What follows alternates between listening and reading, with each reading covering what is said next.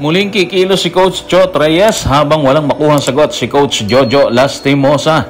Si Mikey Williams ay nananatiling missing link sa koponan ng TNT. Ang tanong, may pag-asa ba na muli siyang makuha ng koponan? Tutukan po natin yan, pero bago yan, hihingi po tayo ng isang subscription sa lahat ng dumadaan sa ating munting channel kung nagugustuhan nyo ang ating palabas. Kung medyo mabigat ng subscription, siguro kahit isang like at isang share na lang po yan. Okay na po ako dyan. Maraming salamat po. Matapos masettle ng TNT ang kagustuhan nitong makuha ang serbisyo ni Miller mula sa Converge para pangunahan ng koponan kapalit ni Ronday Hollis Jefferson, tila nagdiwang si Coach Jojo Lastimosa. Ano nga ba mga sinabi niya matapos makuha si Miller? Ito po si Coach Jojo sa report ni Denison Ray Dalupang and Jonas Terrado ng Inquirer. Ang laking bagay nito para sa amin na makuha si Miller kasi nagde-develop na siya ng chemistry sa mga kasama. Doon tayo sa chemistry ng koponan kasama si Miller, di ba? Napakahalaga po nun kasi doon po sila magsisimula para makuha po yung panalo. Amuyan po yan, sabi nga po nila, di ba? At base po kay Coach Jojo Lastimosa, although wala naman siyang sinabi na kaya nitong punan ang pagkawala ni RSJ, masasabi natin na malaki po yung tiwala niya kay Miller. Dapat lang naman, di ba? Kasi hindi po magiging maganda samahan sa koponan, especially sa import, kung wala silang tiwala sa isa't isa. Pero ang panandali ang saya ay tila nabalutan ng kalungkutan na magtala sila kaagad ng talo sa Bakbakan versus Magnolia Hotshots sa score na 110-102. Sa pagkatalong yon, ano ang naging reaksyon ni Coach Jojo Lastimosa? Ito po ang sinabi niya sa report ni Sir Homer Sison sa spin. Parang hindi namin makita yung basket. Sa palagay ko, yun ang pangunahing problema sa amin ngayon. Wala si Mikey Williams at si Roger Pugoy. Actually, yun talaga problema nila kasi dalawang sharpshooter po yung wala sa kanila ngayon eh.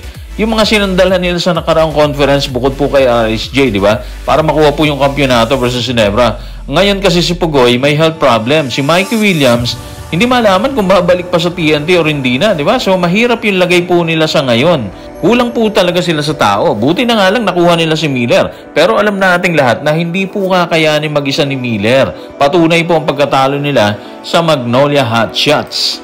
Dahil tila mas kailangan ngayon ng TNT ang serbisyo ni Mikey Williams, muling natanong ng media si Coach Jolas sa lagay ng tinanghal na PBA Rookie of the Year noong 2021 at Finals MVP.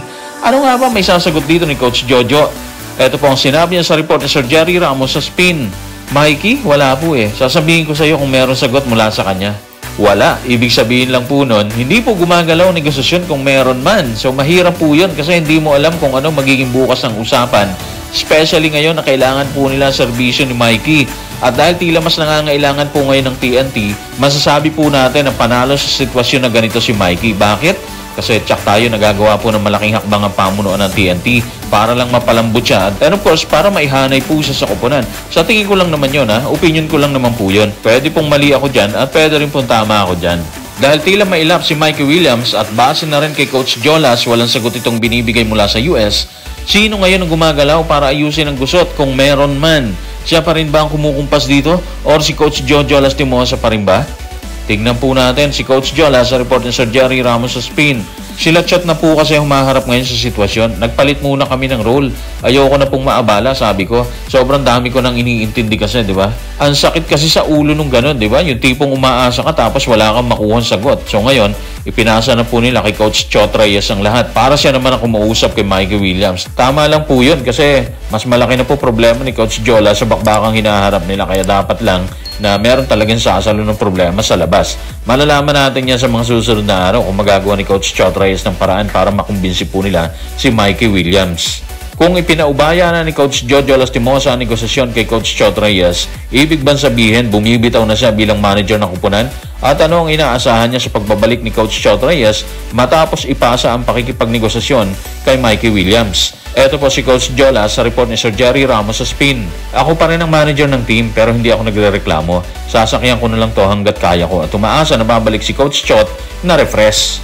Yung linyahan ni Coach Jolas, mapapansin mo talaga na malaki problema po nila ngayon. Although sinabi niya na hindi siya nagrereklamo, ramdam mo yung pagod no? Pagod na siguro nakuha niya po sa pakikipag-usap kay Mikey. Pero again, walang sagot na ibinibigay or walang assurance na ibinibigay itong si Mikey. At yun ang nagpapahirap sa sitwasyon po nila ngayon. Kasi lahat ng team, lahat ng koponan, naghahangad na umabante sa taas. Pero kung ganito ang sitwasyon ngayon ng TNT, baka mahirapan po silang umakyat.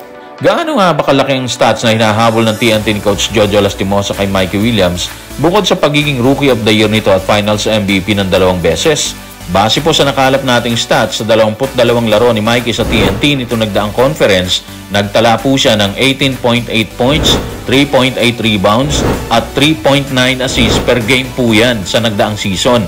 Kung ibabase naman natin sa percentage ang kanyang field goals, meron po siyang 45.4%. Sa 2-point area po yan. Malaki po yan ha.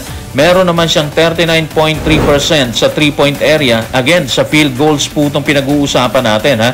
At meron po siyang 64.7 sa free throw.